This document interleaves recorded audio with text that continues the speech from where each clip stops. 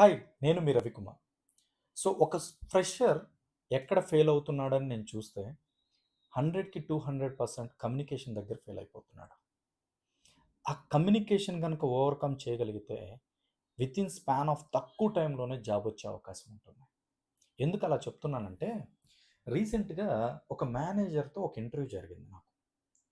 ఆ మేనేజర్‌తో ఇంటర్వ్యూ జరిగినప్పుడు ఎందుకు ఒక పర్సను ఇంత కాన్ఫిడెంట్‌గా ఉంటాడు అని అడిగాడు. నేను అతనికి చెప్పిందేంటంటే, ఒక పర్సన్‌కి ఎక్కువ నాలెడ్జ్ గనక ఉంటే, అతను చాలా కాన్ఫిడెంట్‌గా ఉంటాడు అని చెప్పాను. సో, దాని తర్వాత ఇంక నేను ఆగిపోయాను. తర్వాత ఇంటర్వ్యూవర్ ఏం చెప్పాడంటే, నాలెడ్జ్‌తో పాటు ఆ పర్సన్‌కి కాన్ఫిడెన్స్ రావాలి అంటే కమ్యూనికేషన్ ఉండాలి అని చెప్పాడు. తర్వాత ఆలోచించా, ఎందుకిట్లా అన్నాడు అని.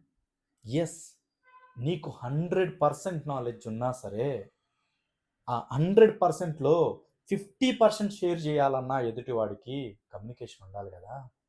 నీ కమ్యూనికేషన్ బాగా లేకపోతే నీకు ఎంత వచ్చినా ఉపయోగం ఏముంది?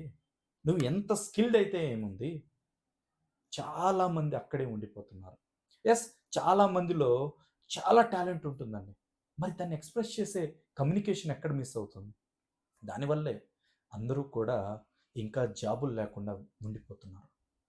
సార్ చాలామంది కొంచెం మంది అంటుంటారు లాంగ్వేజ్ రా ఏముంది? లాంగ్వేజ్‌కి ఏముంది అంటారు. సార్ సిం అది కరెక్ట్ కాదండి. లాంగ్వేజే మనకి ఇంపార్టెంట్. మనం ఏమనుకుంటున్నామో అది కరెక్ట్‌గా ఎదుటి వాడికి డెలివరీ చేయగలిగితేనే మనం సక్సెస్ అయినట్లు. సో దట్ ఖచ్చితంగా కమ్యూనికేషన్ మీద ఫోకస్ చేయండి సార్. మీకు వీలైనంత త్వరగా జాబ్ వస్తుంది. Thank you.